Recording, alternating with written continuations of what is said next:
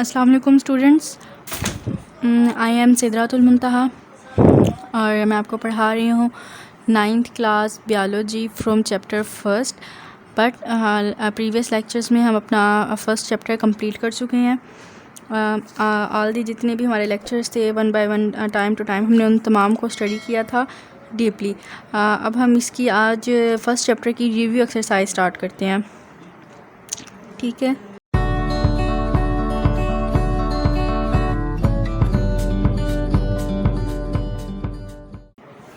Students, review exercise के questions में सबसे पहला क्वेश्चन आता है हमारे पास मल्टीपल चॉइस क्वेश्चन, ठीक है।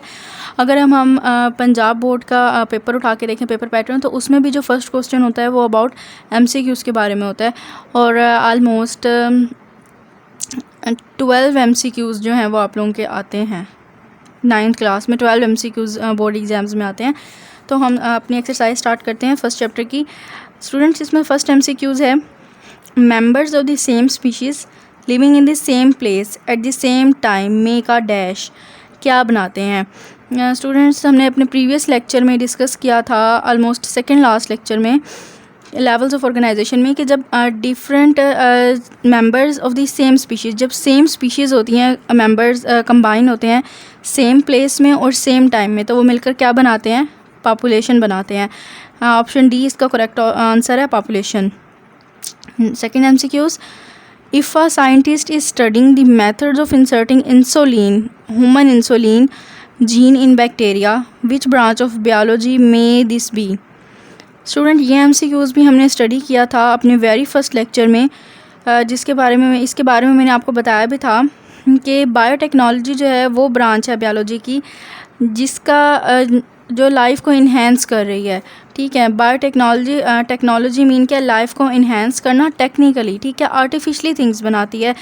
जो बायोटेक्नोलॉजी फील्ड है बायोलॉजी की, ये अपने अंदर आर्टिफिशली थिंग्स बनाती है for the welfare of man kind. ये इसमें इंसुलिन भी प्रोड्यूस करती है और यीस्ट भी बनाती है, ठीक है। इंसुलिन जो है ह्यूमन के अंदर बनाना, ये किसका काम है? कौन सी ब्रांच करती है बायोलॉजी की? बायोटेक्नोलॉजी। एनाटॉमी जो है, एनाटॉमी भी नहीं परफॉर्म करती, फिजियोलॉजी भी नहीं, फार्माकोलॉजी भी नहीं, ठीक है। जो बायोटेक्नोलॉजी है वो ऐसी ब्रांच है बायोलॉजी की जो कि for the welfare of Mankind artificially things बनाती है और इंसुलिन भी प्रिपेयर करती है, ठीक है, बैक्टीरिया से ह्यूमन के अंदर इंसर्ट करने के लिए। थर्ड एमसीक्यूज़ हम देखते हैं, which one will be the correct sequence of the levels of organisation of life. Student, ये हमने अपने सेकेंड लास्ट लेक्चर में डिस्कस किया था। लेवल्स ऑफ ऑर्गेनाइजेशन हमने स्टडी किया था कि पहले एक atomic, subatomic and atomic level था। एटम्स ने मिलकर मोलिक्यूल बनाया था, मोलिक्यूल्स मिलकर ऑर्गेनेली बनाते हैं। ऑर्गेनेली से नेक्स्ट हमारे पास टिश्यू लेवल आया था, उसके बाद organ system level, then individual level, population level, community and at the last is the biosphere level. अब इसमें से हम सीक्वेंस चेक करते हैं कौन सा सीक्वेंस हमारे पास करेक्ट है। अगर हम स्टडी करें अबाउट ऑप्शन सी के बारे में, मोलिक्यूल, फिर organelle, cell, then tissue, organ system और इंडिविजुअल, तो ऑप्शन सी इसका करेक्ट आंसर है। इसके अंदर सीक्वेंस बिल्कुल ठीक दिया हुआ है लेवल्स ऑफ ऑर्गेनाइजेशन का। नेक्स्ट हम फोर्थ एमसीक्यूज़ के ऊपर चलते हैं। Which of these major bio elements is in the highest percentage in protoplasm? ठीक है स्टूडेंट, प्रोटोप्लाज्म क्या होता है? जब हम कंबाइन करते हैं, सेल होता है ना, सेल के अंदर न्यूक्लियस को और साइटोप्लाज्म, जब इन दोनों को कंबाइन करते हैं तो वो क्या बनता है? प्रोटोप्लाज्म बनता है, ठीक है। अगर हम एक सेल लेते हैं तो उसके 3 पोर्शंस होते हैं। फर्स्ट इज़ दी उसकी मेम्ब्रेन होती है, ठीक है, जिससे वो कवर होता है। नेक्स्ट उसके अंदर एक जेली लाइक मटेरियल होता है जिसको हम साइटोप्लाज्म कहते हैं, और साइटोप्लाज्म के अंदर एक न्यूक्लियस होता है जिसके अंदर उसका डीएनए मौजूद होता है, ठीक है, या उसका जेनेटिक मटेरियल मौजूद होता है। जब हम सेल के अंदर के होल के मटेरियल की बात करेंगे, यानी कि न्यूक्लियस और साइटोप्लाज्म दोनों को कंबाइन करेंगे, तो वो टर्मिनोलॉजी क्या कहलाती है? प्रोटोप्लाज्म कहलाती है, ठीक है। तो हमने यही देखना है कि which of these major bio elements जो होते हैं वो हाईएस्ट परसेंटेज रखते हैं प्रोटोप्लाज्म के अंदर, तो ऑप्शन सी है ये, ठीक है। ऑक्सीजन जो होती है उसकी जो होती है वो हाईएस्ट परसेंटेज होती है प्रोटोप्लाज्म के अंदर। अब स्टूडेंट्स, ये मैंने आपको बताया भी था लेवल्स ऑफ ऑर्गेनाइजेशन के अंदर, एटॉमिक एंड सब एटॉमिक लेवल के अंदर, कि जो यहाँ पे जो एटॉमिक और सब एटॉमिक वाला टॉपिक है ये एमसीक्यूज़ के लिए बहुत ज़्यादा इंपॉर्टेंट है। इसी तरह से जो है बोर्ड में इसी तरह से और भी ज़्यादा एमसीक्यूज़ जो हैं वो बना के दिए जाते हैं। यहाँ पे तो सिर्फ हाईएस्ट परसेंटेज पूछी है, वो ये भी पूछ सकते हैं कि हाइड्रोजन की कितनी परसेंटेज है, या सिर्फ ऑक्सीजन की परसेंटेज कितनी है, या कार्बन की परसेंटेज कितनी है, या फिर ये भी पूछ सकते हैं कि जो 16 बायो एलिमेंट्स हैं इनमें से कौन से 6 एलिमेंट्स हैं जो कि 99% बनाते हैं और कौन से 10 अदर एलिमेंट्स हैं जो कि हमारे पास 1% टोटल मास बनाते होते हैं। ठीक है, तो ये वाला टॉपिक एज एन एमसीक्यूज़ के हवाले से बहुत ज़्यादा इंपॉर्टेंट है, आपने इसको अच्छी तरह से इस टॉपिक को स्टडी करना है। नेक्स्ट हम देखते हैं MCQs number 5। Which of the following groups includes the organism all of which are absorptive in their nutrition. हमने ऑर्गेनिज्म का वो ग्रुप स्टडी करना है जिसके अंदर जो ऑर्गेनिज्म है वो अपनी न्यूट्रिशन को अब्जॉर्ब करते हैं। ठीक है, अगर हम एनिमल्स की बात करें तो एनिमल्स तो अब्जॉर्ब नहीं करते ना, क्योंकि वो तो हीटरोट्रॉप्स होते हैं। एनिमल्स अपनी फूड खुद प्रिपेयर नहीं करते। जो बैक्टीरिया होते हैं ये भी अब्जॉर्टिव नहीं होते, प्रोटिस्ट भी नहीं होते। लास्ट ऑप्शन है हमारे पास फंजाई, ऑप्शन डी। जो डी होते हैं ये अब्जॉर्टिव होते हैं इन देयर न्यूट्रिशनल मोड में। ठीक है, नेक्स्ट हम देखते हैं अपना option C. Similar cells organised into groups and performing same functions are known as. Student, हमने स्टडी किया था कि जब सिमिलर सेल्स आपस में कंबाइन होते हैं तो वो मिलकर क्या बनाते हैं, उनका नेक्स्ट लेवल क्या था, टिश्यू लेवल था ना। तो यहाँ पे भी उन्होंने यही बात की है कि जब सिमिलर सेल्स आपस में कंबाइन होंगे और वो सेम फंक्शन परफॉर्म करेंगे तो वो क्या बनाएंगे, तो वो टिश्यूज़ बनाते हैं। वो ऑर्गन भी नहीं बनाते, ऑर्गेनेलीज भी नहीं बनाते और ऑर्गन सिस्टम भी नहीं बनाते, वो क्या बनाते हैं, टिश्यू बनाते हैं। नेक्स्ट हम देखते हैं which of this tissue also make the granular tissue in animals. Granular tissue कौन से बनाते हैं। अब ग्रैनुलर टिश्यू नर्वस टिश्यू तो नहीं बनाते, क्योंकि नर्वस टिश्यू जो होता है वो तो हमारे ब्रेन में होता है। जो मस्कुलर टिश्यू होता है वो कंट्रैक्शन और रिलैक्सेशन का काम करता है। कनेक्टिव टिश्यू कनेक्टिविटी का काम करता है। जो एपिथेलियल टिश्यू होता है वो बनाता है ग्रैनुलर टिश्यू एनिमल्स के अंदर। ठीक है, नेक्स्ट हम देखते हैं the level of organisation that is less definite in plants is. Plants के अंदर कौन सा जो है वो level of organisation less definite होता है। स्टूडेंट, ये भी मैंने आपको डिटेल में बताया था इसके बारे में organ and organ system level के अंदर। हमने इसके पोर्शंस किए थे कि हमने प्लांट्स के ऑर्गन भी देखे थे और एनिमल्स के ऑर्गन भी देखे थे। एनिमल्स के ऑर्गन हमने देखे थे ब्रेन था, लीवर, किडनी, उसका स्टमक। और प्लांट्स के हमने ऑर्गन देखे थे, रूट था, स्टेम, लीव्स, फ्लावर्स, वो ऑर्गन्स थे। ठीक है, और हमने ये बात भी क्लियर की थी उसी टाइम कि जो प्लांट्स होते हैं उनके ऑर्गन्स इतने ज़्यादा डेफिनेट नहीं होते। ठीक है, वो इतने ज़्यादा स्पेशलाइज्ड नहीं होते कि उनसे कोई भी फंक्शन परफॉर्म लिया जा सके, कोई भी कॉम्प्लेक्सिटी वो परफॉर्म कर सकें। जबकि एनिमल्स जो थे उनके जो थे वो बहुत ज़्यादा थे, ऑर्गन्स अच्छे थे, कॉम्प्लेक्सिटी वाले थे, स्पेशलाइज भी थे। सो लेवल ऑफ ऑर्गेनाइजेशन में जो लेस डेफिनेट होता है प्लांट्स के अंदर वो होता है ऑर्गन सिस्टम लेवल। ठीक है, उनके अंदर टिश्यू लेवल भी होता है, ऑर्गन लेवल भी होता है, इंडिविजुअल लेवल भी होता है, बट ऑर्गन सिस्टम लेवल नहीं होता। नेक्स्ट हम देखते हैं MCQs number 9, that is what is true about Volvox के नज़दीक हमने यही पढ़ा था कि ये कॉलोनियल होते हैं। ठीक है, इनकी जो ऑर्गेनाइजेशन होती है ये कॉलोनियल होती है। और जो हमने इनके बारे में जो कॉलोनियल वॉल्वॉक्स के बारे में स्टडी किया था वो हमने ये इनकी मेन बात ये पढ़ी थी कि जो वॉल्वॉक्स होते हैं ये ग्रीन एल्गी होते हैं और ये बेशक कॉलोनीज़ बनाते हैं अपनी रहने के लिए, लेकिन जो है कॉलोनीज़ में कोई भी सेल दूसरे सेल के ऊपर डिपेंड नहीं करता। ठीक है, ये जो इंडिपेंडेंट रहते होते हैं अपनी कॉलोनीज़ के अंदर, एक दूसरे के ऊपर डिपेंड बिल्कुल भी नहीं करते। ये था अबाउट वॉल्वॉक्स। नेक्स्ट हम देखते हैं और लास्ट एमसीक्यूज़ है हमारा, when we study the feeding relations among the different animal species of a forest at what level of organisation we are studying. Student, आपने देखा था ना कि जब डिफरेंट पॉपुलेशंस आपस में कंबाइन होती हैं, ठीक है, डिफरेंट पॉपुलेशंस आपस में कंबाइन होती हैं और वो एक ही जगह पे रहती हैं, इंटरेक्ट करती हैं, तो वो कम्युनिटी बनाती हैं। और कम्युनिटी की एग्जांपल्स के अंदर हमने स्टडी किया था कि जो फॉरेस्ट्री है, फॉरेस्ट्री किसकी एग्जांपल आती है, वो कम्युनिटी की आती है। क्यों? क्योंकि जब हम फॉरेस्ट्री की बात करते हैं उसके अंदर लिविंग ऑर्गेनिजम्स भी आ जाते हैं।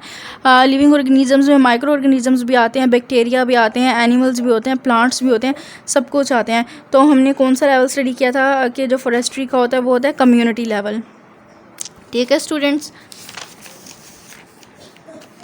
ये थे MCQs from chapter first review exercise. Next हम चलते हैं इसके शॉर्ट क्वेश्चंस की तरफ।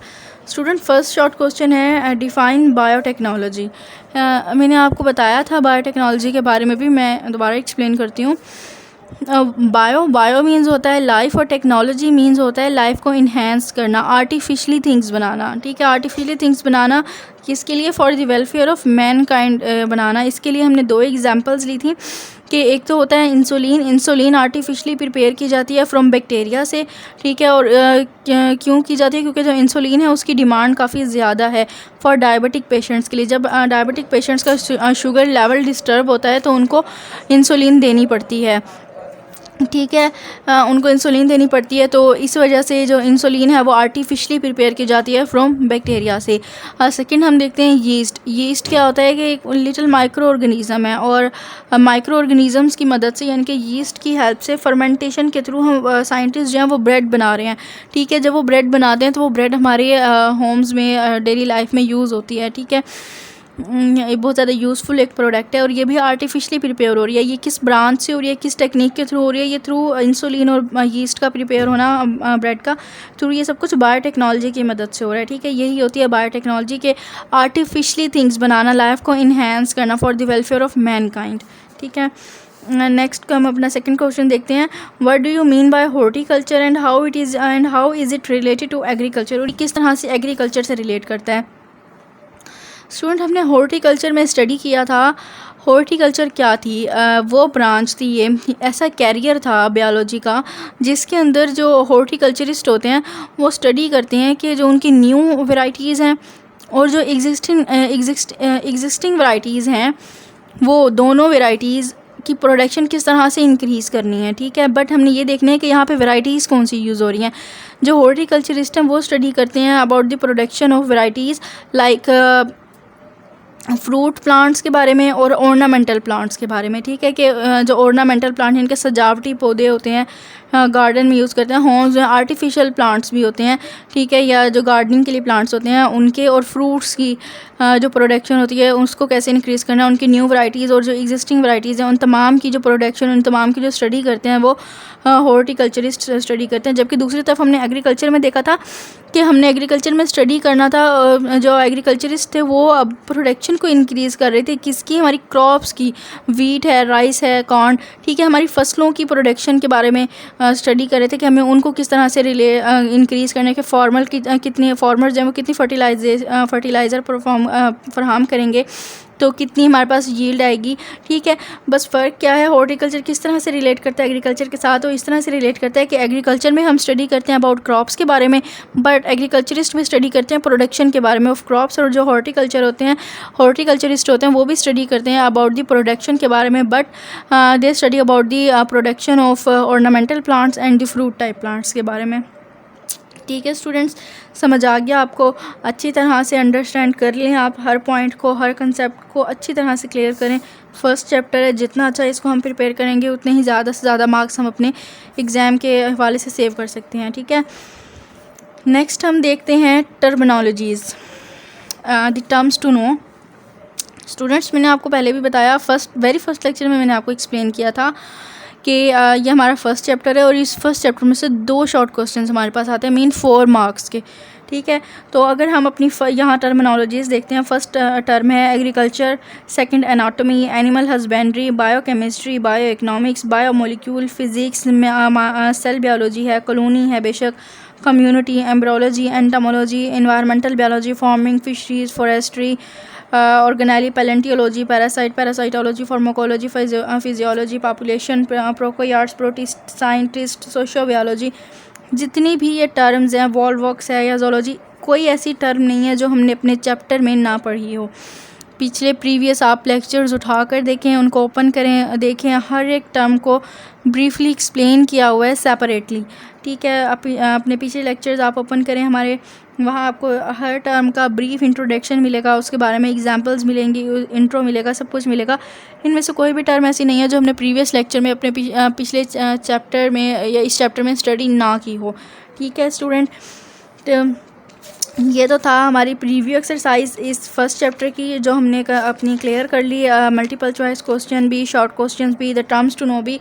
नेक्स्ट हम देखते हैं कुछ इम्पोर्टेंट शॉर्ट क्वेश्चंस। ठीक है स्टूडेंट्स, कुछ इंपॉर्टेंट शॉर्ट क्वेश्चंस हैं जो कि पिछले बोर्ड एग्ज़ाम्स में आए हैं 9th क्लास के, फ्रॉम फर्स्ट चैप्टर से ही आए हैं। ठीक है, ये वो शॉर्ट क्वेश्चन है जो बार बार रिपीट होते रहते हैं। ये भी आप इनको ज़रा एक बार देख लें ताकि ये आपके लिए बहुत ज़्यादा बेस्ट हो जाएगा अपना फर्स्ट चैप्टर को प्रिपेयर करना। और अकॉर्डिंग टू शॉर्ट क्वेश्चन इसको देखना कि कौन सा ज़्यादातर आता है या नहीं आता। ये बात नहीं है कि आपने कुछ छोड़ना है, इस चैप्टर में से छोड़ना कुछ नहीं है, सारा तैयार करना है। बट ये वो शॉर्ट क्वेश्चंस हैं जो मैं आपको प्रोवाइड कर रही हूँ, जो कि हमारे पिछले पास्ट पेपर्स में आते रहे हैं। ठीक है, बहुत ज़्यादा रिपीटेड क्वेश्चंस हैं। फर्स्ट क्वेश्चन हम देखते हैं, डिफ़ाइन फिजियोलॉजी। स्टूडेंट, हमने ये फिजियोलॉजी स्टडी किया था, अपनी ब्रांचेस ऑफ बायोलॉजी के अंदर स्टडी किया था कि फिजियोलॉजी क्या है। नेक्स्ट है डिफ़ाइन जेनेटिक्स। जेनेटिक्स को डिफ़ाइन करें।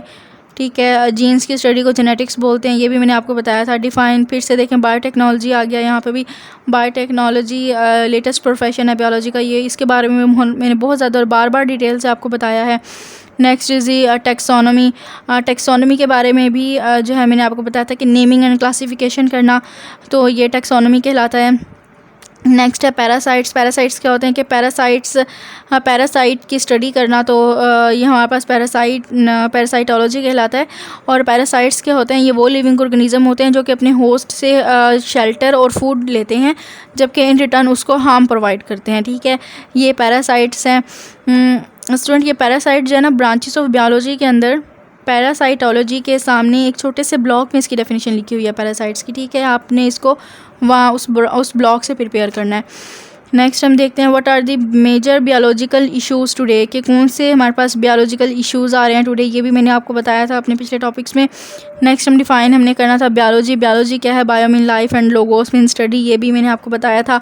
Compare tissue level and cell का लेवल हमने कंपेयर करना था कि सेल लेवल और टिशू लेवल क्या होता है, ये मैंने आपको बताया था। ठीक है, कि डिफरेंट ऑर्गेनेलीज जो होती हैं वो मिलकर सेल बनाती हैं, और फिर डिफरेंट सेल्स जो होते हैं वो कंबाइन होकर टिश्यूज़ बनाते हैं। ठीक है, सेल्स भी बताए थे कौन से होते हैं। प्रोकैरियोट्स में सिंगल सेल होता है, और बाकी अगर हम फंजाई और एनिमल प्लांटी की बात करें उसमें ट्रिलियंस ऑफ सेल मौजूद होते हैं।